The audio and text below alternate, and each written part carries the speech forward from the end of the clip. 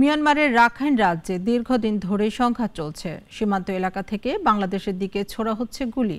এজন্য 6 দিন ধরে সেন্ট মার্টিনে নৌযান চলাচল বন্ধ রয়েছে। এতে দ্বীপের প্রায় 10,000 মানুষ খাদ্য, ওষুধ সহ নিত্য পণ্যের সংকটে পড়েছেন। সাইফুল ইসলামের প্রতিবেদন, জানাচ্ছেন সিরাজুল শুভ।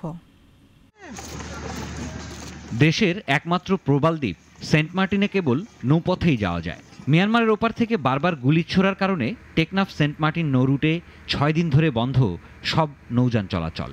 যোগাযোগ বন্ধ হয়ে খাদ্য ও ওষুধ সহ নানা সংকটে আছে দ্বীপবাসী। মানুষ বর্তমানে খাদ্য সংকট এবং নিত্য প্রয়োজনীয় সংকটে পড়েছে।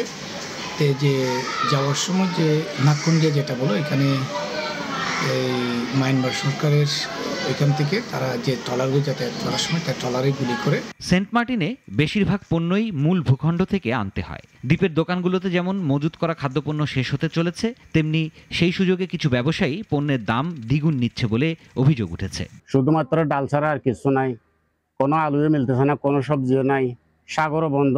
দ্বীপে যাতায়াত বন্ধ, অনেকে চিকিৎসা করতে যেতে পারছে না এবং আহার আনতে পারতেছে না, দোকানপাটের মালামাল আনতে পারতেছে না। এক কথায় খুব নাজুক অবস্থায় বিরাজ করছে বর্তমান পরিস্থিতি। সেন্ট মার্টিন থেকে টেকনাফে খাদ্য, মালামাল এবং মানুষ পারাপারের জন্য 3টি বোট আসে এবং 3টি চলে যায়, আর অন্যান্য মালামাল আনা নেওয়ার জন্য কিছু ট্রলার চলাচল করে।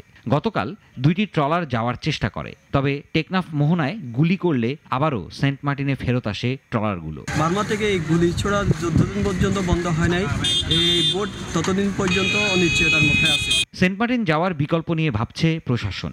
আপৎকালীন রুট হিসেবে শাহপরী দ্বীপের পশ্চিমে জেটিঘাট চালু করার প্রস্তাব দেওয়া হয়েছে। নাফটাকে অ্যাভয়েড করে বিকল্প ওয়েতে শাহপরী দ্বীপ ওই পাশ থেকে আমরা ভাবছি এখন কিভাবে বিকল্প ওয়েতে পাঠানো যায়, কারণ সেখানে মানুষ আমাদের নাগরিক সেন্ট মার্টিনে বসবাস, তাদেরকে আমাদের বাঁচিয়ে রাখতে হবে আর কি, তাদের নিত্য প্রয়োজনীয় খাবার বিশেষ করে আর কি আইটেমগুলো বানাতে হবে। নাফ নদের মোহনার শেষে নাইখাংডিয়া এলাকা অতিক্রমের সময় মিয়ানমারের প্রান্ত থেকে বোটগুলো লক্ষ্য করে গুলি ছোড়া হচ্ছে।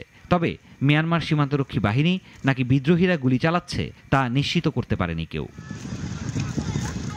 সিরাজুল শুভ, নাগরিক।